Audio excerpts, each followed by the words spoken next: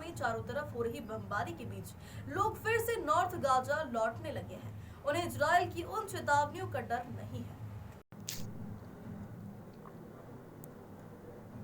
दरअसल इजराइल ने कहा था कि जो लोग नॉर्थ गाजा खाली नहीं करेंगे उन्हें भी आतंकी समझ लिया जाएगा। पिछले 24 घंटों में गाजा में की जा रही इजरायली बमबारी में 400 से ज्यादा लोगों की मौत हो चुकी है। अल जजीरा के मुताबिक इजरायली सेना ने दक्षिणी गाजा में राफा और जबाइला कैंप समेत 25 जगहों पर भारी बमबारी की है। जबालिया से अब तक 30 लोगों के शव बरामद किए जा चुके हैं।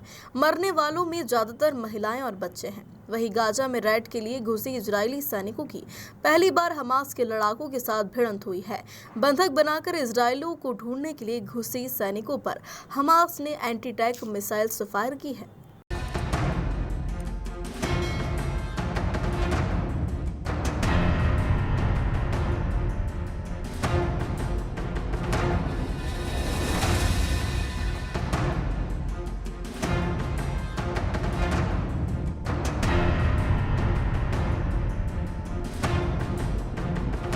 אבל אנחנו בקרב על החיים, בקרב על הבית, וזה לא הגזמה, זה לא הפרזה, זה המלחמה. זה להיות או לחדול, הם צריכים לחדול. ואנחנו עכשיו בקרב כפול. קרב אחד זה קרב לבלום כאן, והצד השני לנצח שם. ניצחון מוחץ שמוחק את החמאס.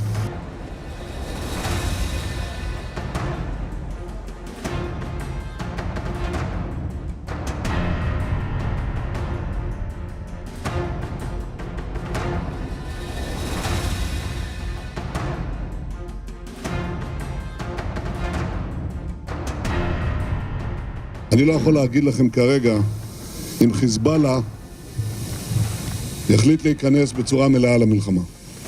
אם חיזבאללה יחליט להיכנס למלחמה, הוא יתגעגע למלחמת לבנון השנייה. הוא יעשה את טעות חייו. ואנחנו נכה בו בעוצמה שהוא לא יכול אפילו לדמיין. והמשמעות לו ולמדינת לבנון היא הרסנית.